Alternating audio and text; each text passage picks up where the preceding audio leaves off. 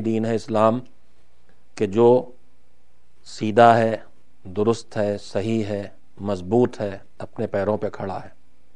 لیکن اکثر لوگ اس بات کو نہیں جانتے ہیں، حتیٰ کہ خود اس دین کے ماننے والے بھی اس دین کو پوری طرح نہیں سمجھ پاتے ہیں. ہمارا اور آپ کا روزانہ کا تجربہ ہے کہ دین کے ماننے والے ہی دین پر اعتراض کرتے ہیں، دین کے مسائل پر اعتراض کرتے ہیں. کسی کے خیال میں روزے کا حکم غربت کے زمانے میں تھا، جب لوگ بھوکے تھے، اب بھوکے نہیں رہ گئے تو پھر غربت ختم ہو گئی تو روزہ کاہے کے لیے. حالانکہ وہ یہ بھی غلط ہے، ان کے معلومات کے زمین پر اس وقت لوگ بھوکے نہیں ہیں، اب بھی آدھی دنیا بھوکی ہے. اسی طرح سے اعتراضات طرح طرح کے وارد ہوتے ہیں. ایک دو باتیں میں نے بھی آپ حضرات کی خدمت میں کہی تھیں. تو دین درست ہے، دین صحیح ہے، دین فطرت ہے اور اللہ کا بنایا ہوا وہ نظام اور قانون ہے جو اس نے ہمارے لیے تیار کیا ہے.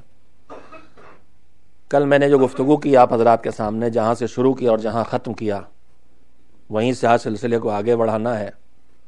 میرے عزیزوں، کل میں نے ایک بات کہی تھی جو ہمارے دین کے، اس دین کے قبول کرنے والوں کی زبان سے سننے کو ملتی ہے کہ دین نے ہماری حدیں باندھ دی ہیں، ہمیں زندگی کو محدود کر دیا ہے، زندگی سمٹ کے رہ گئی ہے حلال و حرام کے دائرے میں. کل میں نے عرض کیا تھا کہ اگر ذرا سے توجہ دی جائے گی تو پھر اس نتیجے تک انسانی ذہن پہنچے گا کہ دین ہماری زندگی کو محدود نہیں کرتا ہے، بلکہ دین ہماری زندگی کو محفوظ کرتا ہے. کسی کی حفاظت کرنا اور ہے اور کسی کی حدیں معین کر دینا، ریسٹرکشن اور ہے، اور سیو کرنا کسی کو یہ الگ مسئلہ ہے. دو الگ الگ چیزیں ہیں. دین ایک کام کرتا ہے کہ وہ محفوظ بناتا ہے دنیا سے آخرت تک، اور محدود کہیں نہیں کرتا ہے. کل یہ گفتگو میں نے آپ حضرات کے سامنے رکھی تھی. اسی گفتگو کا اگلا مرحلہ یہ ہے، حقیقتاً یہ گفتگو ہوئی ہے میری کسی سے تو میں آپ کے سامنے اسے منتقل کر رہا ہوں. دوسرا سوال یہ کیا گیا کہ اچھا قبلہ، اگر دین ہمیں محفوظ بنانے کے لیے آیا ہے تو پھر ہم محفوظ کیوں نہیں ہیں؟ ہر کسی اعتبار سے ہم محفوظ نہیں دکھائی دیتے، کسی طرح سے بھی ہم ایسے نہیں دکھائی دیتے کہ اپنے کو سیف اور سیکیور کہہ سکیں. مانی جان کے حساب سے ہم مار کھا رہے ہیں، مال کے حساب سے ہم نقصان اٹھا رہے ہیں، برائیوں کے حساب سے دنیا میں جو برائیاں ہیں، ایسا نہیں ہے کہ ہماری قوم ان سے بالکل الگ ہے. جو کچھ دنیا میں ہو رہا ہے کم ہوگا، لیکن ہماری قوم میں بھی وہ خرابیاں ہیں. دنیا زیادہ بے دردی سے شراب پی رہی ہے، لیکن ہماری قوم میں بھی اللہ ان کی ہدایت کرے کچھ ایسے لوگ پیدا ہو گئے. دنیا کھل کے جوا کھیل رہی ہے، لیکن ہمارے درمیان بھی کچھ جوئے والے نکل آئیں گے. بدکاری کی راہ پہ دنیا ہے تو کہیں کہیں ہمارے درمیان بھی ایسے لوگ نکل آتے ہیں. تو پھر ہم محفوظ کہاں رہے؟ جب دین ہمیں محفوظ بنانے کے لیے آیا ہے تو اس کو ہماری حفاظت کرنا چاہیے، ہمیں سیکیور کرنا چاہیے، ہمیں سیف کرنا چاہیے. کیوں نہیں کر رہا؟ تو میں نے جو ان سے عرض کیا تھا وہی آپ سے عرض کر رہا ہوں. عزیزوں، یہ بتائیے کہ زندگی کی بہت سی ضرورتوں میں ہوا بھی ہے ہماری ضرورت سانس لینے کے لیے، زندہ رہنے کے لیے. پانی بھی ہے ہماری ضرورت رہنے کے لیے، زندہ رہنے کے لیے. لیکن آپ مجھ سے زیادہ جانتے ہیں کہ کبھی کبھی یہی ہوا ہماری مصیبت بن جاتی ہے، کبھی کبھی یہی پانی ہمارے لیے مصیبت بن جاتا ہے. یہ ہوا اور یہ پانی کب مصیبت بنتا ہے؟ یہ تب بنتا ہے جب یہ پالوٹیڈ ہو جائے، فضا میں، ہوا میں جراثیم پھیل جائیں، دھواں، دھول، دوسری چیزیں. تو یہ ہوا جو ایک ہماری زندگی کا ذریعہ ہے، یہی ہماری بیماری اور موت تک پہنچا دیتی ہے ہمیں. پانی ہماری زندگی کا ذریعہ ہے. قرآن مجید میں اللہ کہتا ہے کہ ہم نے ہر زندہ چیز کو پانی سے بنایا ہے. پانی اس کی خلقت کا حصہ، اس کی ضرورت کا حصہ ہے. لیکن یہی پانی ہم ڈاکٹر کے پاس گئے تو انہوں نے کہا آپ ٹریول زیادہ کرتے ہیں. ہاں، اس کا مطلب آپ نے کہیں پانی پیا ہے جس میں بیماری تھی، وہ آپ کو لگ گئی، ہیپاٹائٹس بی خدا نہ کرے. تو بہت سی بیماریاں ہم تک پانی پہنچاتا ہے، بہت سی بیماریاں ہم تک ہوا پہنچاتی ہے، جبکہ یہ دونوں اللہ نے کہے کے لیے بنائے ہیں، ہماری صحت کے لیے، سلامتی کے لیے، حفاظت کے لیے. اور یہ بن گئے ہمارے جان لیوا. تو جو ہماری صحت و سلامتی کے لیے جو چیز بنائی گئی تھی وہ جان لیوا کیوں بن گئی؟ تو اس کا سیدھا سیدھا جواب یہ ہے کہ پانی، توجہ دیں گے یہاں سے، پانی آپ کی حفاظت کرے گا، ہوا آپ کی حفاظت کرے گی، مگر تب جب آپ ہوا کی اور پانی کی حفاظت کریں. اسے پالوٹیڈ نہ ہونے دیں. پانی کھلا چھوڑ دیا, اس میں کیڑے مکوڑے آ گئے, چھپکلی پہنچ گئی, تو اب یہ بیماریاں لائے گی. تو پانی اور ہوا, میں نے دونوں نمونے آپ کے لیے اس لیے رکھے ہیں کہ اس وقت پوری دنیا میں مہم چل رہی ہے کہ ان کو کیسے صاف ستھرا رکھا جائے. تو یہ کیوں صاف ستھرا رکھا جائے؟ اس لیے کہ ایک ڈاکٹر سے یہ بات ہو رہی تھی, وہ کہہ رہے تھے دنیا میں اتنی بیماریاں ہیں, مجھے فیصد یاد نہیں رہا, لیکن ان کی اکثر بیماریوں کے پیچھے پانی ہے. پانی پالوٹڈ ہو گیا, تو جب تک یہ خالص رہے گا یہ ہماری حفاظت کرے گا, اور جب اس میں ملاوٹ ہو جائے گی تو یہ حفاظت کرنے کے بجائے ہمارے لیے نقصان دہ ہو سکتا ہے. انتہائی غور و فکر کے لیے آپ کی خدمت میں جرأت کر کے یہ بات کہہ رہا ہوں. دریا چلا پہاڑ سے, ہمارے یہاں گنگا سب سے بڑی ندی کا نام ہے, پہاڑ سے نکلتی ہے صاف ستھری, پھر آگے آگے جیسے بڑھتی ہے اس میں پالوشن ہوتا جاتا, کہیں کارخانوں کا پانی ملا, کہیں ملوں کا پانی ملا, کہیں پورے شہر کی سیور لائن اسی میں ڈال دی گئی, پورے ملک کے سارے مردے اسی میں ڈالے جا رہے ہیں, تو اس سے زیادہ گندا پانی کہاں ہوگا؟ اب اگر ہم کہیں کہ گنگا کا پانی پی کے ہم بیمار ہو گئے تو اس میں قصور گنگا کا نہیں ہے, اس میں قصور ہمارا ہے کہ ہم نے وہ پانی گندا کیا ہے. میرے عزیزو, دین کا سرچشمہ مکے سے صاف ستھرا نکلا تھا, مدینے سے صاف ستھرا نکلا تھا, لیکن اس کے بعد صدیاں جو اس پر بیتی ہیں یہ الگ الگ علاقوں سے گزرا, الگ الگ انسانوں کے درمیان سے گزرا. اس چشمے میں ہر جگہ کی ملاوٹ ہوتی چلی گئی ہے, اس لیے دین آج حفاظت نہیں کر پا رہا. اسے پہلے رسم و رواج سے, اپنے علاقے کی ایجاد کی ہوئی چیزوں سے پاک کیجئے. جو خالص علم, خالص دین ڈھونڈ لیجئے گا تو یہ دین آپ کی حفاظت کا ویسے ہی ذریعہ بنے گا جیسے آیا تھا تو ذریعہ تھا. مسئلہ یہ ہے کہ ہمارے دین میں ہم نے خود ملاوٹ کر رکھی ہے. رسم و رواج جس علاقے سے گزرا وہاں کے رسم و رواج دین میں داخل ہو گئے کہ نہیں؟ پوری طرح سے داخل ہو گئے. تو جب وہ چیزیں داخل ہو جائیں گی تو پھر اللہ نے ہمیں عقل دی ہے, وہ ہمیں ڈھونڈنا چاہیے کہ کیا اصل دین ہے اور کیا کسی علاقے سے, کسی جگہ سے آیا ہے. میں نہ کوئی دلیل دے رہا ہوں نہ کوئی ثبوت دے رہا ہوں, ایک تجربے کی بات آپ سے کہہ رہا ہوں کہ جو کچھ ہمارے درمیان دین کے نام پر کام ہوتے ہیں, ان میں پہچاننے کے بنیادی طریقہ تو یہی ہے کہ آدمی علم حاصل کرے, نالج حاصل کرے, با اعتبار علماء کی کتابیں پڑھے. آج کل ابھی تک ممبر قبضے میں گیا تھا, اب قلم بھی قبضے میں چلا گیا, جس کا جو جی چاہے لکھ دیتا ہے. نہ اس کی کوالٹی کا کوئی کنٹرول آج تک پیدا ہو سکا ہے, نہ اس کی, جس کا جو جی چاہے لکھ دیتا. ذوالجناح کے سلسلے میں اتنی موٹی کتاب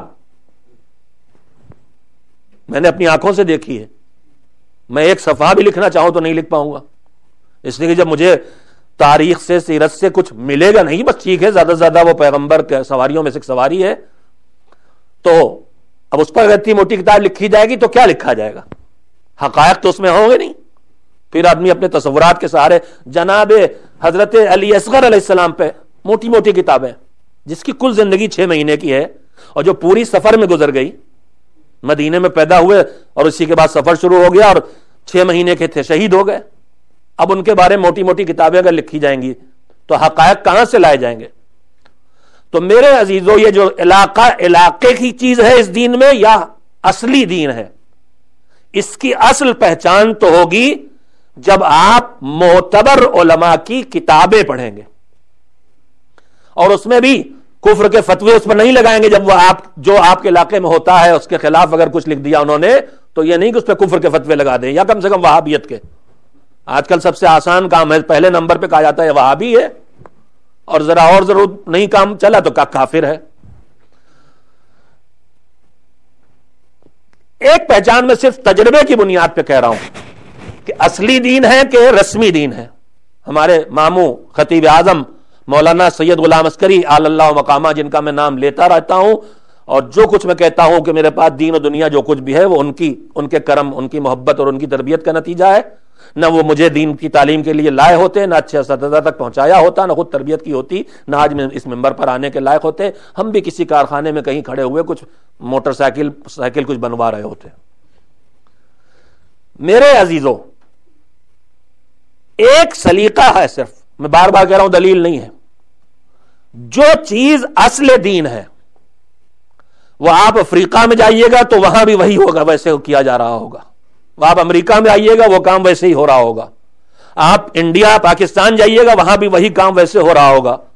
نماز مثلا اللہ کی طرف سے جو طریقہ معین ہوا ہے، اگرچہ اس کو بھی بگاڑنے کی کوششیں ہو رہی ہیں، گھٹانے بڑھانے کا کاروبار اس میں بھی ہو رہا ہے، لیکن کسی سے آپ کہیے نماز پڑھو، چاہے وہ افریقہ کا آدمی ہو، چاہے وہ امریکہ کا ہو، کینیڈا کا ہو، یو کے کا ہو، پاکستان کا ہو، انڈیا کا ہو، تھائی لینڈ کا ہو، کہیں کا ہو، اس سے کہیے 2 رکعت نماز صبح پڑھ کے دکھاؤ، تو سب کی نماز ایک طرح ہوگی۔ تو جو کچھ ہر جگہ ہوتا دکھائی دے اس کے لیے زیادہ چانس اس کا ہے کہ وہ اصل دین ہے، وہ رسم نہیں ہے، اور جو بدلتا دکھائی دے، پنجاب سے حضرات آئے وہ کچھ اور طریقے سے کر رہے ہیں، لکھنؤ سے آئے وہ کچھ اور طریقے سے کر رہے ہیں، حیدرآباد سے آئے کچھ اور طریقے سے کر رہے ہیں، افریقہ سے آئے کچھ اور طریقے سے کر رہے ہیں، اس کا مطلب یہ اصل دین نہیں ہے، یہ علاقے والا معاملہ ہے۔ بات تو میں نے صلوات بھیجنے والی کہی تھی۔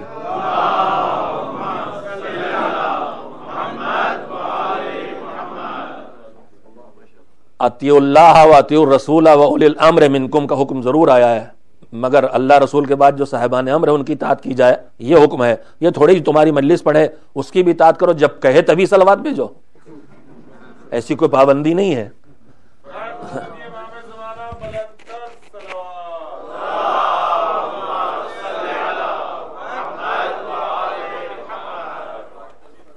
دین اور دنیا کے درمیان بیلنس، اس موضوع پر میں آپ کی خدمت میں گفتگو کر رہا ہوں، چھوٹی چھوٹی باتیں آپ کی خدمت میں پیش کرنے کی کوشش کر رہا ہوں، اس طرح سے کہ اگر کوئی جاگنا چاہے تو جاگ لے، اور اگر کوئی سونے کی نیت سے آیا ہی ہو پہلے ہی دیوار پکڑ لے تو پھر تو مجبوری ہے۔ ایسے ایک صلوات بھیجیے کہ سب لوگ بیدار ہو جائیں، بیزار کوئی نہ ہو۔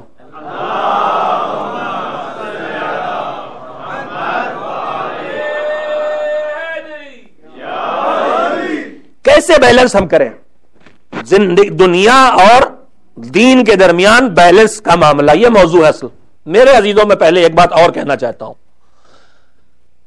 ہماری زندگی صرف دنیا کی زندگی نہیں ہے، ہم سب اس بات کو مانتے ہیں اور یقیناً دل سے مانتے ہیں، چاہے ہمارا عمل کبھی کہ اکثر اس کے خلاف دکھائی دے، لیکن مانتے ہیں کہ اس زندگی کے بعد فنا نہیں ہے، یہ زندگی دنیا کی زندگی کے بعد مٹ جانا نہیں ہے، ہم زیرو نہیں ہو جائیں گے، ہم باقی رہیں گے، بلکہ ہماری زندگی ترقی کرے گی ان معنی میں کہ یہ دنیا والی زندگی ختم ہونے والی ہے، لیکن آخرت کی زندگی ختم ہونے والی نہیں ہے۔ اسی لیے بھرپور کوشش یہ ہونا چاہیے کہ کسی بھی طرح سے آخرت کی زندگی اچھی زندگی ہو، جنت کی زندگی ہو، اس لیے کہ اس سے پھر اگر خدا نخواستہ جہنم کی زندگی ہوئی ہمیشہ باقی رہنے والی تو کہاں آدمی برداشت کر سکے گا۔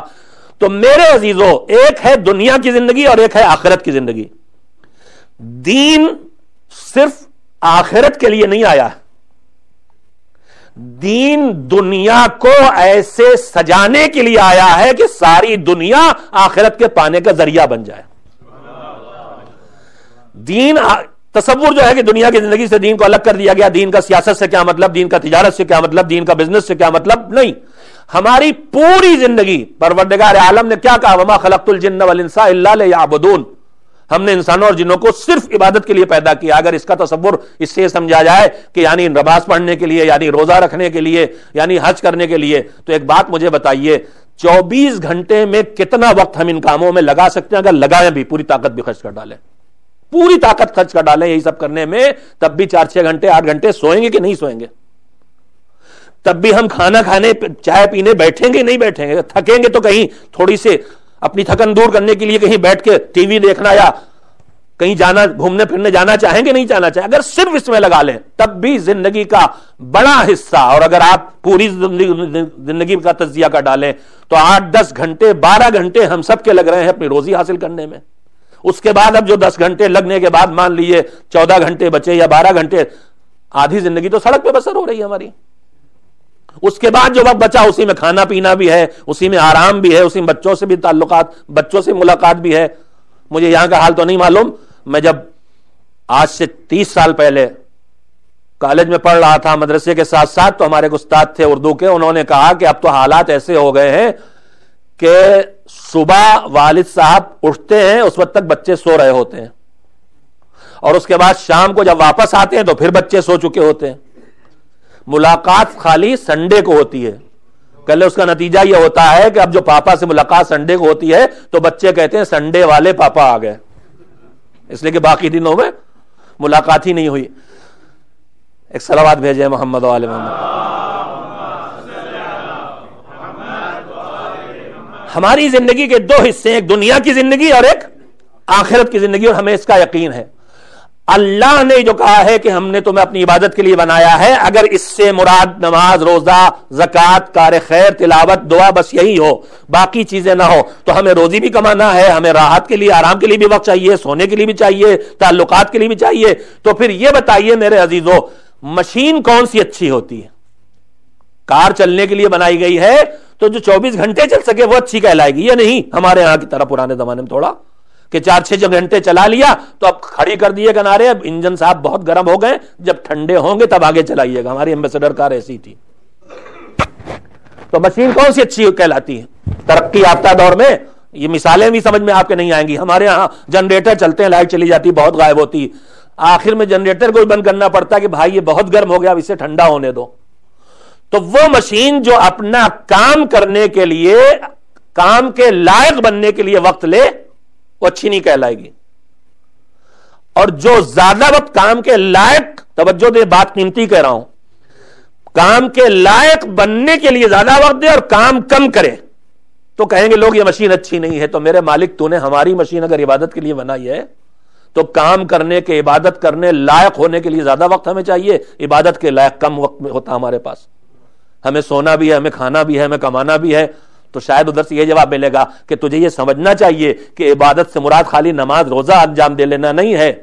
ہم نے تم کو پورے وجود کو تمہارے عبادت کے لیے بنایا. اس کا مطلب یہ ہوا کہ ہماری زندگی اس طرح بسر کی جا سکتی ہے کہ ہماری زندگی کے جتنے کام بھی ہیں، چاہے ہم سوئیں، چاہے ہم تفریح کے لیے گھومنے جائیں، چاہے روزی کمائیں، چاہے دوست احباب کے ساتھ وقت گزاریں، چاہے بیوی بچوں کے ساتھ وقت گزاریں، چاہے جاب پہ جائیں، یہ سب عبادت بن جائیں. اس لیے کہ مالک کی بنائی مشین ہے، اس میں کوئی نقص اور کوئی عیب نہیں ہو سکتا. اب مجھ سے سنیے پھر عبادت کس چیز کا نام ہے. میری بات نہیں ہے، جو مذہب نے بتایا آپ کے سامنے دوہرا رہا ہوں. 2-4 اعمال خیر کا انجام دے لینا عبادت نہیں ہے. عبادت نام ہے، توجہ دیجئے گا، عبادت نام ہے حکم خدا کے مطابق اللہ کی مرضی پانے کے لیے زندگی بسر کرنے کا. حکم خدا کے مطابق اس کی رضا کے لیے. علی بستر پہ نبی کے سو گئے تھے، ساری رات جاگ کے جب نمازیں پڑھی تھی تب مرضات کی آیت نہیں آئی تھی، لیکن حکم خدا تھا سو رہو تو چادر تان کے چین سے سوئے تو ادھر سے آیت آ گئی کہ اللہ کی مرضی تمہارے حوالے کر دی گئی. تو میرے عزیزو، عبادت زندگی میں کچھ خاص کاموں کے کرنے کا نام نہیں ہے، بلکہ عبادت نام ہے پوری زندگی کو اللہ کے احکام کو سامنے رکھ کے بسر کرنا اور مقصد حیات بن جائے رضائے پروردگار کا حاصل کرنا. تو پھر مسجد میں نماز پڑھنا بھی عبادت بن جائے گا، کھیت میں جا کے پھاوڑا چلانا بھی عبادت بن جائے گا، پھر رات بھر مسجد میں جاگنا بھی عبادت بن جائے گا، اور چادر تان کے بستر پہ سونا بھی عبادت بن جائے گا. پھر اپنے گھر کا جو بھی مال ہے سب راہ خدا میں دینا بھی عبادت بن جائے گا، اور اپنے گھر میں دسترخوان بچھا کے اللہ کی راہ میں لوگوں کو کھانا کھلانا بھی عبادت بن جائے گا. 2 شرطیں ہیں. حکم خدا یہاں پہ کیا ہے اس کا خیال رکھ کے وہ کام کیا جائے. اس کے بعد بچوں کی روزی کمانا حکم خدا ہے. زندگی میں اپنے اہل و عیال، اپنی فیملی کی زندگی میں زیادہ آسانیاں پیدا کرنا حکم خدا ہے. اپنی راحت اور اپنی صحت کا خیال رکھنا حکم خدا ہے. بس میں اب ایک حل معصومین کے ارشاد کے سہارے دین و دنیا میں بیلنس کے لیے جو انہوں نے ہمیں انتہائی قابل توجہ بات ہے امام نے فرمائی ہے، پوری زندگی کو ہم اللہ کی عبادت بنا سکتے ہیں. 8ویں امام حضرت علی رضا علیہ الصلوۃ والسلام سے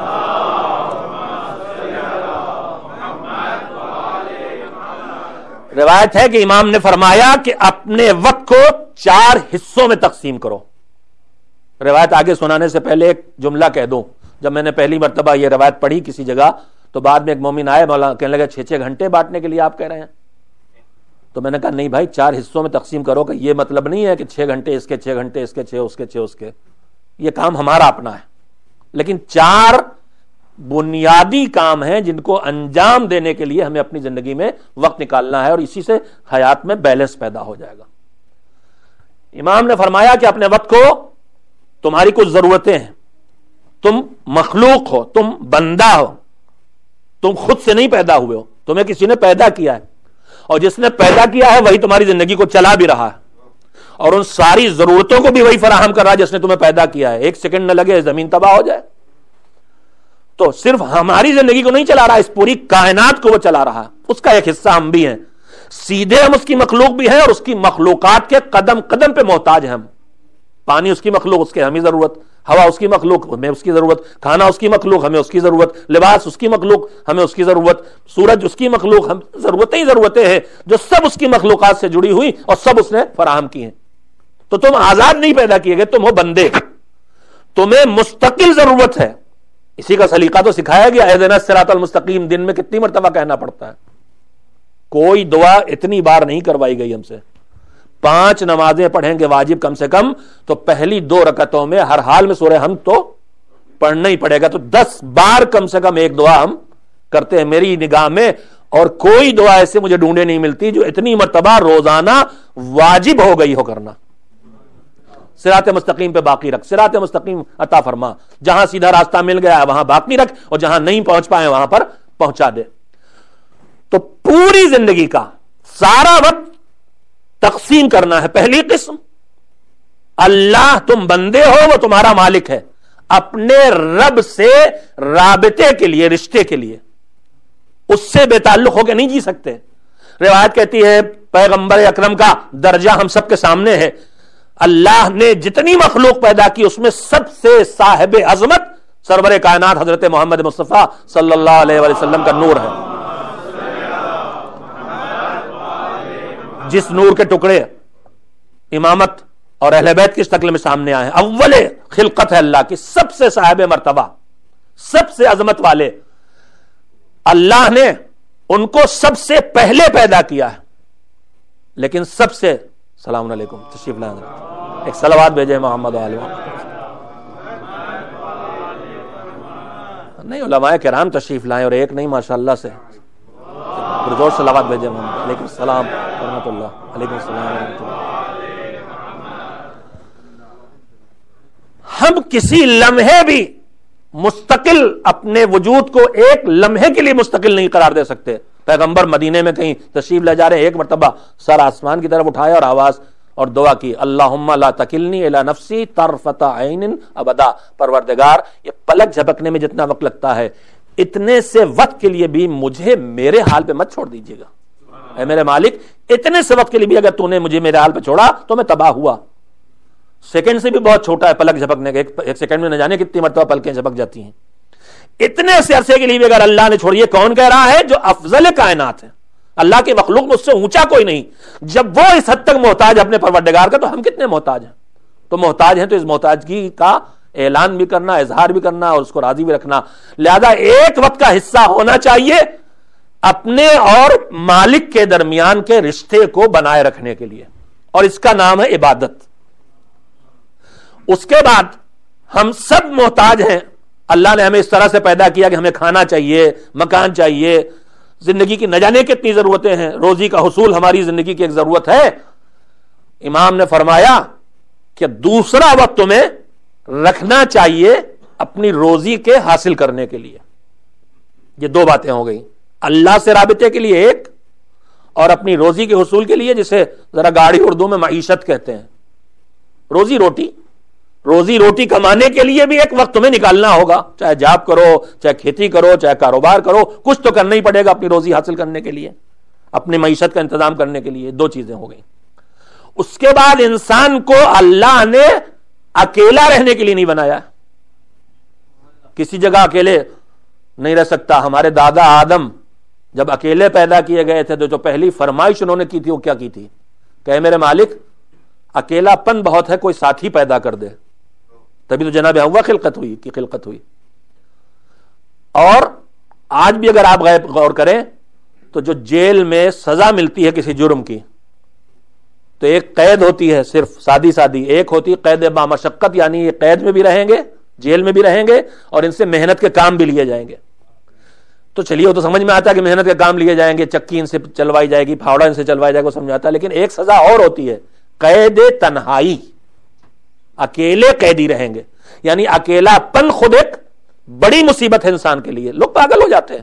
اور آج صاحبان ایمان کے درمیان اتنی بیماریاں نفسیاتی نہیں ہیں جتنی زیادہ بیماریاں ان کے درمیان ہیں جنہوں نے خدا سے اپنے کو الگ کر لیا, وہ اکیلے ہو گئے.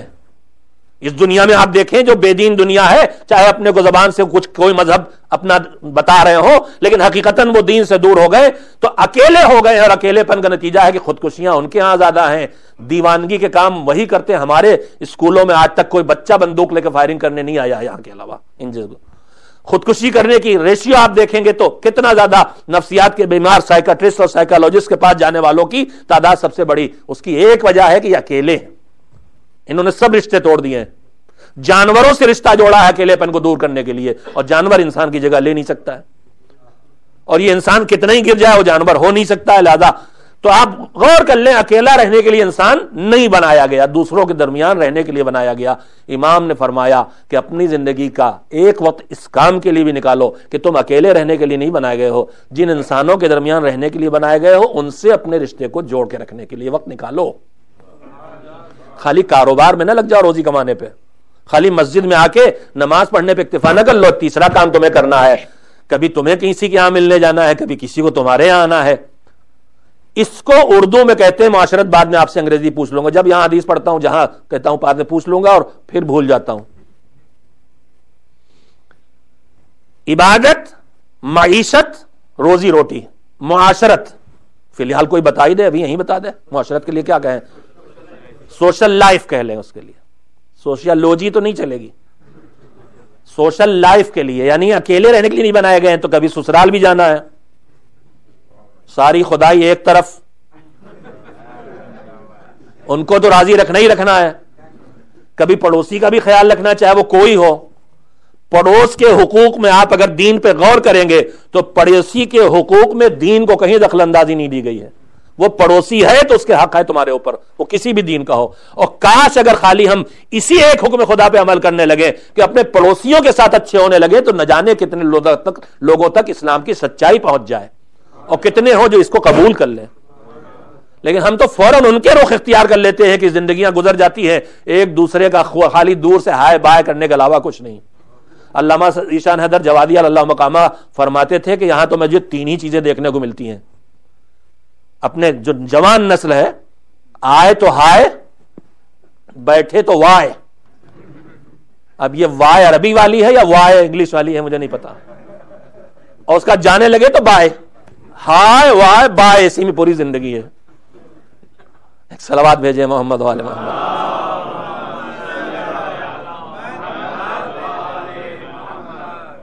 کہاں سے کہاں پہنچا دیا گیا زندگی کو. میری زبان تو اسے ہائی وائی کہہ نہیں پاتا, میں انگریزی تو ٹوٹی پھوٹی بولتا ہوں تھوڑی بہت, تو مجھے تو وہ ہائی ہائی ہی لگتی ہے. جتنا شارٹ ہو سکے ہلو تھا اس سے بھی ہائی ہو گیا. اچھا اس میں ہے کیا, ہاؤ ہو کرنے میں کیا بھائی, تم کو دعا دو. اسلام نے جو سلیقہ سلام سکھایا ہے وہ تعلقات کو بڑھانے والا سلیقہ ہے. ملتے ہی سب سے پہلے کہہ دیا مجھ سے آپ کو کوئی ڈر نہیں ہے, سلام علیکم, میری طرف سے آپ کے لیے سلامتی ہے. اب نہ میری زبان آپ کے خلاف چلے گی نہ میرے ہاتھ, کہتے یہی ہیں ہم. ایفیڈیوٹ پہ تھوڑی لکھ کے دیتے ہیں کہ جیل میں ڈال دیے جائیں. لہذا سلام علیکم کے بعد سارے کھیل ہو جاتے ہیں. لیکن سلام علیکم کا مطلب یہ ہے کہ میری طرف سے تمہیں کوئی دشمنی اور کسی پریشانی کا سامنا نہیں ہونا. میں نے کتنی باتیں سنا دی آپ کو, 3 سنا دی, ایک باقی رہ گئی, پھر بھی غنیمت ہوں. قبلہ تشریف فرما ہے, 2-3 سال ان کی خدمت میں اشرا پڑا ہے. علماء کرام کے درمیان پھر بولنا بھی ایک مشکل کام ہو جاتا ہے. ہمت دلانے کے لیے ایک صلوات بھیجیے محمد علیہ. اور یہ سب داڑھی چاہے میری زیادہ سفید ہو لیکن یہ سب مجھ سے بزرگ ہیں اور بڑے ہیں, سن و سال میں بھی, عمر اور علم اور عمل میں بھی. تو 3 چیزیں میں نے آپ کو سنا دی, پھر بھی میں اپنے کو غنیمت جانتا ہوں اگر ایک آدھ بھول بھی جاؤں. ایک فہرست تیار کی ہے مسلمانوں نے, اس فہرست میں یہ طے کیا گیا ہے کہ کون مسلمان پیغمبر کی زندگی میں لوگ مسلمان ہو گئے تھے. وہ کیا کہلاتے ہیں؟ جو پیغمبر کی زندگی میں مسلمان ہو گئے تھے وہ کہلاتے ہیں اصحاب نبی. ان کی اتنی عزت کیوں ہے؟ اس لیے ہے کہ انہوں نے پیغمبر کو دیکھا ہے, پیغمبر کے ساتھ اٹھے بیٹھے ہیں, پیغمبر کی باتیں سنی ہیں, اس لیے ان کی عزت ہے. تو میں وہیں پہ ہاتھ جوڑ گزارش کروں گا، جب اصحاب کو جس معیار پہ آپ عزت دیتے ہیں اسی معیار پہ ذرا اہل بیت کو دیکھ لیجئے. انہوں نے آنکھیں کھولی ہیں پیغمبر کی گود میں اور پیغمبر نے اپنی آنکھیں بند کی ہیں ان کی گود میں. تو اگر اسی معیار پہ دیکھنا ہے تو اس معیار پہ بھی وہ صحابی کی حیثیت سے بھی ان جیسا صحابی کوئی نہیں ہے. بلکہ اور کہوں گا میں، جو صحابی ہوا اس دن سے ہوا جس دن مسلمان ہوا. مگر صحابیت اگر معیار ہے عظمت کا تو میرے عزیزیو علی سے بڑا صحابی کون ہے؟ اول ما خلق اللہ نوری کے بعد پیغمبر نے کیا کہا؟ انا و علی من نور واحد. جب خلقت نور ہوئی ہے تب سے علی صحابی ہیں. صلب عبد المطلب تک آنے تک یہ صحابی ہیں. اس کے بعد صلب عبداللہ اور صلب ابو طالب میں تھوڑی دیر کے لیے الگ ہوئے اور پھر اللہ کے گھر میں آ کے پھر مل گئے. تو صحابی اصحاب نبی کے لیے ایک عزت ہے کہ انہوں نے پیغمبر کو سنا ہے، پیغمبر کو دیکھا، اس لیے ان کی فہرست بنائی گئی. اس کے بعد ایک فہرست اور بنائی گئی ہے، تابعین کہلاتے ہیں. اب میں اسے پتلا نہیں کر سکتا. تابعین پیرو، بعد میں آنے والے، یعنی جو پیغمبر کی زندگی میں پیدا نہیں ہوئے، پیغمبر کی وفات کے بعد وہ پیدا ہوئے اور انہوں نے پیغمبر سے کوئی نہیں سنا، کچھ نہیں دیکھا، جو کچھ سنا دیکھا وہ اصحاب پیغمبر سے. ان کی بھی عزت ہے، اس لیے کہ ان کے اور پیغمبر کے بیچ میں ایک ہی فاصلہ ہے. تو ایک فاصلہ تو غلطی کم ہوگی. اگر ایک بات سیدھے میں آپ سے کہوں، 2 آدمیوں کے ذریعے آپ تک پہنچے، 10 آدمیوں کے ذریعے آپ تک پہنچتے تو 10 تک پہنچتے پہنچتے اصلی بات تو غائب ہی ہو جاتی ہے. کہیں سے کہیں معاملہ پہنچ جاتا ہے. خالی ایک چھوٹا سا ایکسیڈنٹ جو ہے وہ 2-4 گھروں کی بربادی کی خبر کی شکل میں پہنچ جاتا ہے اگر 2-4-10 راوی بیچ میں آ جائیں، BBC اینڈ کمپنی وغیرہ. تو تابعی کی بھی عزت ہے، اس لیے کہ اس نے پیغمبر کے صحابی کو دیکھا. ایک لسٹ اور بنائی ہے مسلمانوں نے، تابعین. نہ انہوں نے پیغمبر کو دیکھا، نہ انہیں دیکھا جنہوں نے پیغمبر کو دیکھا تھا، انہوں نے ان کو دیکھا جنہوں نے ان کو دیکھا، جنہوں نے پیغمبر کو دیکھا. سمجھ گئے کیا کہہ رہا ہوں؟ تابعین یعنی انہوں نے تابعی کو دیکھا ہے، اس نے پیغمبر کو نہیں دیکھا. اس نے کس کو دیکھا؟ صحابی کو دیکھا جس نے پیغمبر کو دیکھا. تو تابعین چوتھا منزلہ ہے، چوتھی نسل، جنہوں نے انہیں دیکھا، جنہوں نے انہوں نے دیکھا، جنہیں نے پیغمبر کو دیکھا تھا. دور وہ تھا کہ جب تابعین ختم ہو رہے تھے.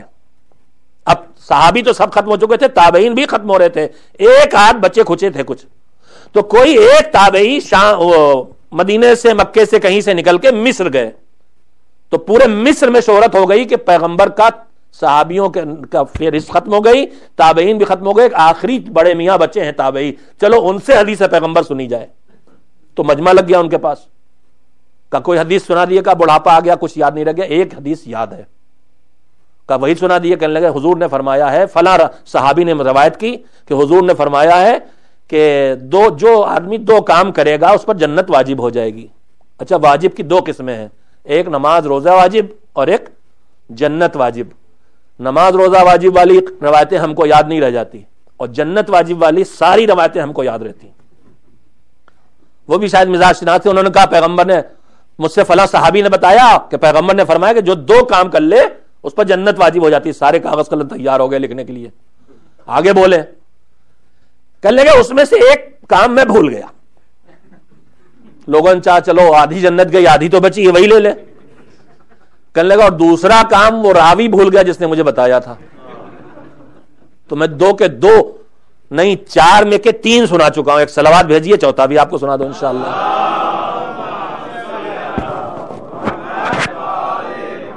میرے بچے، میرے جوان، قدر کریں اس دین کی. کتنی گنجائشیں اس دین میں چھوڑی ہیں اللہ نے. اس کے بعد بھی اگر آدمی دین چھوڑتا ہے تو بدنصیبی کے علاوہ کچھ نہیں. دین میں اتنی گنجائش ہے. خطیب اعظم مولانا غلام عسکری کا جملہ پھر سنیے. دین میں اتنی گنجائش ہے جو کہیں نہیں ہے کہ دین اپنے ماننے والے کو کبھی کبھی دین کے چھوڑنے کا حکم دے دیتا ہے اور یہی دین ہوتا ہے. نہیں ابھی واضح ہوئی ہوگی بات. میں انڈیا میں مثلا رہتا ہوں، کبھی کبھی ہندو مسلم فساد ہو جاتا ہے، ہمیشہ نہیں ہوتا. مزاجن فسادی نہیں ہے، جب سیاست آتی ہے تو یہ سب ہوتا ہے، ورنہ عام طور پہ گل مل کے رہتے ہیں. فساد ہو گیا ہے. اب اگر ہم اس وقت پلیٹ فارم پہ کھڑے ہو کے نماز پڑھیں تو ہماری جان جا سکتی ہے. مذہب ہم سے کیا کہہ رہا؟ نماز مت پڑھو، پڑھو گے تو حرام ہے. تو یہاں نماز پڑھنا دین ہے کہ نماز چھوڑنا دین ہے؟ نہیں، ڈرنے کی بات نہیں ہے کوئی. یہاں نماز چھوڑنا دین ہے، پڑھیں گے تو بے دینی کہلائے گی. میں بیمار ہو گیا ہوں، ڈاکٹر نے مجھے دوائیں لکھی ہیں، شدید شوگر ہوں نہیں الحمدللہ، اللہ نہ کرے کہ ہو، شوگر کی بیماری ہے، روزہ رکھیں گے، دوا نہیں کھائیں گے، کبھی شوگر ڈاؤن ہو، جان کا خطرہ ہو جائے گا، ڈاکٹر بھی منع کر رہا، ہم بھی اپنے حالات دیکھ رہے ہیں، اب اس کے بعد روزہ واجب ہے کہ حرام ہے؟ روزہ حرام ہے، تو یہ روزہ رکھنا دین ہے کہ روزہ چھوڑنا دین ہے؟ اس وقت روزہ چھوڑنا دین ہے۔ تو میرے عزیزو، دین کتنا آسان ہے، جو زندگی کی ضرورتوں کو دیکھ کے، تقاضوں کو دیکھ کے اپنے چھوڑنے ہی کو اپنے اوپر عمل کرنا قرار دیتا ہے۔ اب اس سے زیادہ آسانی کیا چاہیے؟ واقفیت کی کمی ہے جو ہمارے لیے دین کو دشوار بناتی ہے۔ تو 3 چیزیں میں نے سنا دی، ایک وقت نکالو اپنے رب سے رابطے کے لیے، ایک وقت نکالو اپنی روزی کمانے کے لیے، ایک وقت زندگی کا نکالو دوسرے انسانوں سے اپنے رشتوں کو جوڑے رکھنے کے لیے۔ چوتھی چیز میں نے سوچا، اب کیا بچا میرے رسول؟ اب بچا کیا؟ اللہ سے بھی رابطہ، بندوں سے بھی رابطہ، کھانا پینا بھی سب انتظام اہتمام، اب کاہے کے لیے مجھے وقت نکالنا ہے؟ اس کریم پروردگار کا دین ہے کہ چوتھا وقت نکالو۔ اللہ نے اس زمین پر تمہارے لیے بہت لذتیں رکھی ہیں، کھانے کی لذتیں ہیں، آنکھوں سے دیکھنے کی لذتیں، بہت سی لذتیں ہیں، مزے ہیں، الگ الگ مزے ہیں، ان میں اللہ نے بہت سی لذتوں کو حلال کیا ہے، بہت کم ہے جنہیں حرام کیا ہے۔ کا چوتھا وقت نکالو کہ اللہ نے جو لذتیں تمہارے لیے حلال رکھی ہیں ان لذتوں کو استعمال کرنے کے لیے وقت نکالو، مزے کا کھانا کھانے کے لیے وقت نکالو، جاؤ جنگلوں میں جا کے پکنک کے لیے وقت نکالو، بچوں کے ساتھ کھیلنے کے لیے وقت نکالو۔ اس کے بعد اگلا جملہ سنیے، امام فرماتے ہیں اور یہ جو چوتھا وقت نکالو گے یہی تمہیں اس لائق بنائے گا کہ پچھلی 3 ذمہ داریوں کو ادا کر سکو۔ کتنی نرمی ہے دین میں، کتنا سلیقہ ہے دین میں۔ اب اس کے بعد بھی اگر ہم دین کی ان ہدایتوں پر توجہ نہ دیں اور زندگی کو اپنے لیے دشوار بنا لے تو یہ کمی دین کی نہیں، یہی کمی ہماری ہے۔ میرے عزیزو، بیلنس رکھنا ہے اگر دین اور دنیا کے درمیان۔ اور میں پھر کہوں گا کہ خالی دنیا نہیں کہنا، ہمیں یہ کہنا موضوع یہ ہو تو اور اچھا ہے کہ دین اور انسانی زندگی کے ضروریات کا درمیان، اس لیے کہ ایک دنیا ہے اور ایک آخرت ہے۔ کیسے بیلنس رکھیں ہم دین اور دنیا کی زندگی کی ضرورتیں پوری کرنے میں، اور کیسے آخرت کی زندگی کی ضرورتیں پوری کرنے میں۔ تو بس میں اپنی گزارش کو یہیں پہ ختم کرتا ہوں، باقی گفتگو کل ہوگی انشاءاللہ۔ آج آپ کی خدمت میں یہ بات کہنا چاہیے کہ ہماری پوری زندگی میں اس بات کی پوری گنجائش ہے کہ اپنی زندگی کے ہر لمحے کو ہم عبادت خدا بنا لیں۔ سونا بھی عبادت بن سکتا ہے، کھیلنا بھی عبادت بن سکتا ہے، تفریح کرنا بھی عبادت بن سکتا ہے۔ خالی ایک بنیادی شرط یاد رکھنا ہے کہ ہر زندگی کے مرحلے میں ہمیں اپنا اللہ یاد رہے، یہ یاد رہے کہ ہم جو کرنے جا رہے ہیں اس پر وہ راضی ہے کہ ناراض ہے۔ پہلے ہی آپ سے کہہ چکا ہوں، اس کے منع کرنے کے پیچھے اس کا کوئی نقصان ہونے والا نہیں ہوتا کہ اس کا کوئی نقصان ہو جائے اس لیے منع کر رہا۔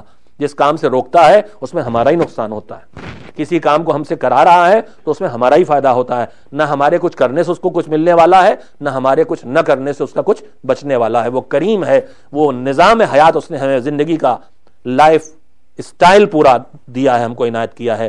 ہمیں اس لائف اسٹائل کو اختیار کرنا چاہیے اور اس کو 100% اگر کسی نے اختیار کیا ہے تو محمد و آل محمد علیہ السلام ہے۔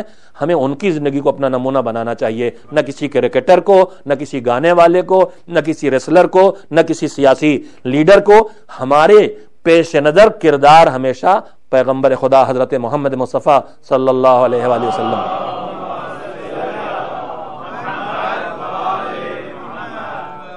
بھرپور زندگی اگر کسی نے بسر کی ہے تو وہ اہل بیت علیہ السلام ہے۔ ان کی زندگی پہ آپ نظر ڈالیں تو ہر کام اتنا پکا اور اتنا مضبوط ہوگا کہ لگے گا انہوں نے بس زندگی بھر یہی کیا، کچھ اور کیا ہی نہیں۔ آپ اہل بیت کی سیرت پہ نظر ڈالیں، خصوصیت دیکھنے کو ملے گی۔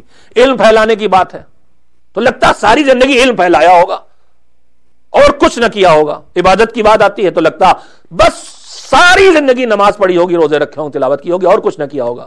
خیرات کی بات آتی ہے تو لگتا ہے ساری زندگی خیرات کی ہے تو بس کمانے کے علاوہ کچھ نہ کیا ہوگا۔ انہوں نے بھرپور زندگی بسر کی ہے اور زندگی کے ہر رخ کو بھرپور طریقے پہ بسر کیا ہے۔ بس ایک چیز کو بنیاد رکھا ہے، وہ کرنا ہے جو حکم خدا ہے، اور ہر کام کا مقصد رضائے پروردگار ہوگا۔ اگر اس کو یاد رکھا جائے تو بچے کا منہ آپ پیار کریں گے، اپنے بچے کو پیار آپ کریں گے، یہ عبادت خدا بن جائے گا۔ دوست سے آپ ہاتھ ملائیں گے، یہ عبادت خدا بن جائے گا۔ ماں باپ کی خدمت آپ کریں گے، یہ عبادت خدا بن جائے گا۔ اور پورے وجود کو عبادت خدا بنایا جا سکتا ہے اگر ہم معصومین کے کردار کو ان کی سیرت کو اپنی نگاہوں کے سامنے رکھیں، جس کا سب سے بڑا نمونہ کربلا میں موجود ہے، زندگی کے ہر پہلو کا نمونہ۔ میں نے آپ حضرات کی خدمت میں جو سلسلہ عرض کیا ہے مصیبتوں کا، ایام عزا کے جب پہلا حصہ گزر جاتا ہے، عاشور گزر جاتا ہے، عاشور کے بعد کی مصیبتوں کی جب یاد آتی ہے تو سب سے پہلے میرے ذہن و فکر پر ہمیشہ حسین کی وہ کمسن بچی تصور میں آ جاتی ہے، جسے اس کی سزا ملی تھی کہ حسین اسے اپنے سینے پہ سلاتے تھے، جسے اس کی سزا ملی تھی کہ حسین اس سے بہت پیار کرتے تھے، جسے اس کی سزا ملی تھی کہ وہ حسین کی چہیتی بیٹی تھی۔ اس چھوٹی سی زندگی میں مصیبتیں جو برداشت کی ہیں حضرت سکینہ نے، کم ایسے نمونے دیکھنے کو ملیں گے۔ کل میں نے آپ کی خدمت میں عرض کیا تھا کہ سینے پہ لیٹنے کی سزا یہ ملی تھی کہ اونٹ کی پیٹھ پر ننھی سے بچی کو لٹا کے رسیوں سے باندھ دیا گیا تھا۔ کربلا میں جو شہید ہو گئے ان کی مصیبتیں ختم ہو گئیں، جو اسیر ہیں ان کی مصیبتیں ختم نہیں ہوئی ہیں۔ یہ صحیح ہے کہ عاشور کی شام کو پیاس بجھ گئی تھی، اور اسیروں کی بھی ہر وقت اور ہمیشہ پیاسے نہیں رہے ہیں، انہیں کھانا بھی ملا ہے، انہیں پانی بھی ملا ہے، لیکن یہ بھی طے ہے کہ کبھی اتنا کھانا میں نہیں ملا کہ پیٹ بھر کے کھا سکیں، اور کبھی اتنا پانی نہیں ملا کہ ان کی پیاس بجھ سکے، جس کا ثبوت یہ ہے کہ جب شام کے زندان میں بی بی زینب کو بیٹھے ہوئے نماز پڑھتے دیکھ کے امام وقت نے سوال کیا تھا، امام کو پتا ہے، پوچھا اس لیے تاکہ امت تک بات پہنچ جائے، عزاداروں تک پہنچ جائے، پھپھی اماں یہ بیٹھ کے نماز کیوں پڑھ رہی ہیں؟ کہا بیٹا تم جانتے ہو کھانا پانی اتنا کم آتا ہے، اکثر ہم سب کو فاقے کرنا پڑتے ہیں، بچوں تک نہیں پہنچتا، اب بدن میں اتنی طاقت نہیں رہ گئی ہے، اس لیے بیٹھ کے نماز پڑھ رہی ہے۔ عزیزو انہیں کھانا بھی ملا، انہیں پانی بھی ملا ہے، مگر کبھی جی بھر کے نہیں ملا۔ صاحب ریاض القدس نے حضرت سکینہ سے متعلق 3-4 روایتیں منتقل کی ہیں۔ جب کوفے پہنچا ہے حسین کا قافلہ تو پہلے سے اعلان کر دیا گیا تھا، تماشائیوں کی بھیڑ لگا لی گئی تھی، اور اعلان یہ کیا گیا تھا کچھ باغی ہیں جنہیں معاذ اللہ باغی ہیں، انہیں قید کر کے لایا جا رہا ہے، کسی کو نہیں حقیقت معلوم تھی، تماشائیوں کی بھیڑ لگی ہوئی تھی، نو کے نیزہ پہ کٹے ہوئے سر تھے، اور بے کجبہ اونٹوں پر بیبیاں بیٹھی تھیں۔ ایک اونٹ پر بی بی زینب تشریف فرما ہے، اور ان کی گود میں ان کی یتیم بھتیجی بیٹھی ہے، جس کے رخسار نیلگوں ہیں، جس کے کانوں سے جو زیور چھینے گئے تھے تو خون جمع ہوا ہے، جس ننھی سے بچی کی پشت بھی تادیانوں سے محفوظ نہیں رہی ہے، نیزوں کی انیوں سے محفوظ نہیں رہی ہے۔ زخمی سکینہ سینے کے خون سے کرتا لہو لہان ہے۔ دیر تک قافلہ جب رکا رہا، راستہ نہیں ملا، کڑی دھوپ میں پیاس بڑھتی جاتی ہے۔ ایک مرتبہ ننھی بچی نے چہرہ اٹھا کے پھوپھی اماں کو دیکھا، زینب سمجھ گئی میری بچی مجھ سے کچھ کہنا چاہتی ہے۔ کہا بیٹا کیا کہنا چاہتی ہو؟ کہا پھوپھی اماں کچھ نہیں۔ کہا نہیں بیٹا بتاؤ، تم نے چہرہ اٹھا کے مجھے دیکھا تھا، لگا تھا کچھ کہنا چاہتی ہو۔ کہا پھوپھی اماں کیا کروں آپ سے کہہ کے، آپ کو بھی اپنی طرح مجبور پاتی ہوں۔ کہا بیٹا کہہ دو، کہنے سے دل کا بوجھ ہلکا ہو جاتا ہے۔ ایک مرتبہ سکینہ نے چہرہ اٹھایا اور جناب زینب کو خطاب کر کے کہا پھوپھی اماں بڑی دیر سے دھوپ میں کھڑے ہیں، بہت پیاس لگی ہے۔ زینب پانی کہاں سے لائے؟ ہائے ساقی کوثر کی پوتی، ساقی کوثر کی بیٹی سے پانی مانگ رہی ہے، مگر یہ پانی کہاں سے آئے؟ زینب نے بات سن کے سر جھکا لیا۔ پہلو میں جو گھر ہے، اس گھر کی چھت پہ جو بیبیاں بیٹھی ہیں، عورتیں بیٹھی، وہ نہیں جانتی یہ قافلہ کس کا ہے، یہ قافلے والے کون ہیں۔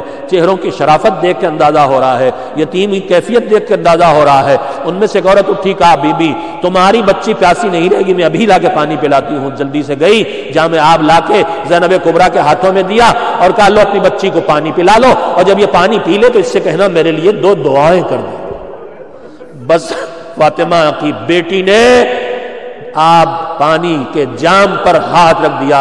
بیٹا سکینہ تم میرے صابر بھیا حسین کی بیٹی ہو، پانی بعد میں پینا، پہلے دعا کرو۔ کہا بتا تیری دعا کیا ہے؟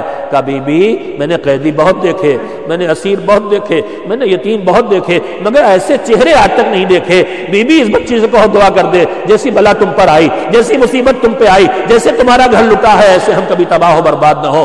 یتیم حسین نے جلے ہوئے کرتے کا دامن اٹھایا، اے میرے مالک میری یتیمی کا واسطہ، ہماری قید و بند کا واسطہ، مالک اس کا گھر کبھی ایسے نہ لٹے، یہ ایسے بے سرپرست نہ ہو، ان کے کنبہ برباد نہ ہو، ان کے بچے یتیم نہ ہو۔ زینب مڑی جلدی سی دوسری دعا بتا دے، بچی دعا کر کے پانی پی لے۔ کہا میری دوسری دعا یہ ہے کہ مدینے جانا نصیب ہو جائے۔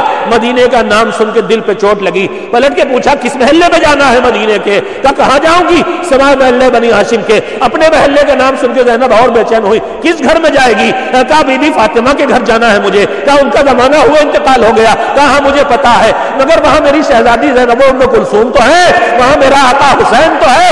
زینب نے کہا بی بی دعا نہ کرا، وہ دیکھ لو کہ نیزہ پہ کٹا ہوا سر حسین کا ہے۔ اس نے سر پیٹنا کی شروع کیا، ارے میرے شہزادے کو کس نے قتل کر ڈالا؟ زینب نے کہا بی بی بتا تو زینب کو پہچانے گی کہ نہیں؟ کہا کیسے نہ پہچانوں گی؟ کہا کہاں پہچانا تو نے؟ اور یہ تیری زینب ہے، یہ زینب ہے۔ اماں کا بھرا گھر کربلا میں لٹ گیا، ہمیں دیار دیار پھرایا جا رہا ہے۔ ام حبیبہ سر پیٹ لیا، ارے میری شہزادی کا گھر ایسے کیوں لٹا؟ یہ ہمیں قیدی، ہمارے بزرگوں کو، ہماری شہزادیوں کو، ہماری بچیوں کو یوں قیدی بنا کے دیار دیار کیوں پھرایا جا رہا ہے؟ وَسَيَعْلَمُ الَّذِينَ ظَلَمُوا أَيَّ مُنقَلَبٍ يَنقَلِبُونَ أَلَا لَعْنَةُ اللَّهِ عَلَى الْقَوْمِ الظَّالِمِينَ۔ الہی محمد و آل محمد علیہ السلام کا واسطہ ہماری اس عزاداری کو اپنی عبادت قرار دے اور اسے قبول فرما۔ بحق کے ائمہ طاہرین ہماری چھوٹی چھوٹی نیکیوں کو، جن میں کمیاں ہی کمیاں ہیں، نقائص ہی نقائص ہیں، تیری بارگاہ میں پیش کرنے کے لائق کوئی نہیں، مگر تو کریم معبود ہمارے تھوڑے سے چھوٹے چھوٹی نیکیوں کو قبول فرما لے۔ بحق معصومین ہماری خطاؤں اور ہمارے گناہوں کی طرف ہم کو متوجہ کر دے، ان پر توفیق توبہ عنایت کر دے، آگے کی زندگی میں ان گناہوں سے بچنے کی قوت اور حوصلہ اور فکر عنایت کر دے۔ بار الہ محمد و آل محمد علیہ السلام کا واسطہ تمام مومنین مومنات بالخصوص اس مجلس کا اہتمام کرنے والے، اس میں شرکت کرنے والے تمام مومنین مومنات کی دنیاوی اور دینی حاجتوں کو پورا فرما۔ ہم سب کی دعاؤں کو قبول فرما، جو بے روزگار ہیں انہیں روزگار عنایت فرما۔ بار الہ ہم سب کو روزی میں وسعت کے ساتھ برکت عنایت فرما۔ بار الہ جو مقروض ہیں ان کے قرض کی ادائیگی کے جلد از جلد وسائل فراہم فرما۔ الہی جو بے اولاد ہیں ان کو اولاد عنایت فرما، تجھے اصغر کا واسطہ، تجھے سکینہ کا واسطہ۔ پروردگارہ زمانہ دشمن ہو رہا ہے تیرے بندوں کا، ہر جگہ قتل عام کی صورتحال ہے، روزانہ گردنیں کاٹی جا رہی ہیں غلامان حیدر کرار کی، بموں سے اڑایا جا رہا ہے عزاداران امام مظلوم کو۔ پروردگارہ پاکستان، افغانستان، عراق، بحرین، سعودی عرب، سیریا جیسی جگہوں پر جہاں ظلم و ستم کا بازار گرم ہے معلوم، وہاں تو غلامان حیدر کرار کی حفاظت فرما۔ دشمنوں کو آپس میں ٹکرا کے نیست و نابود کر دے، ظلم و ستم کی سازش رچنے والوں کو تباہ و برباد کر دے، مزارات مقدسہ کی حفاظت فرما۔ ہم سب کو توفیق حج و عمرہ و زیارت ہر سال عنایت فرما۔ پرچم اسلام کو سربلندی دے دے، پرچم کفر و نفاق کو ہمیشہ کے لیے سرنگو کر دے۔ وارث ائمہ، منتقم خون حسینی زمانے کے امام کو اذن ظہور عطا فرما۔ ہم کو اس لائق بنا دے کہ بعد ظہور ہم ان کی خدمت میں حاضری دے سکیں اور ان کے ناصروں میں اور ان کے غلاموں میں شامل ہو سکیں۔ ماتم حسین۔